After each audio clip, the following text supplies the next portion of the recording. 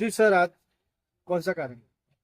આજે નડિયાદ ખાતે સંતરામ મંદિરના પ્રાંગણમાંથી સંસ્કૃત ગૌરવ યાત્રા જે દ્વિદિવસીય કાર્યક્રમ છે એની ધૂમધામથી આજે રેલી યોજાઈ હતી.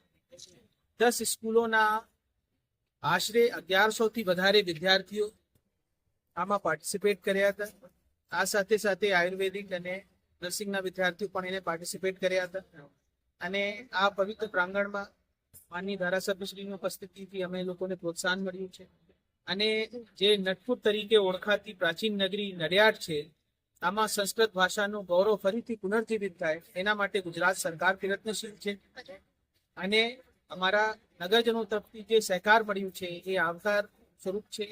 અને ફરી છે આજે સંસ્કૃત ભાષાને આપણે બિરદાવીએ અને 3 દિવસીય જે કાર્યક્રમ છે આમાં વધારેમાં વધારે સંખ્યામાં પાર્ટિસિપેટ. वीर वीरतां विधेहि भारत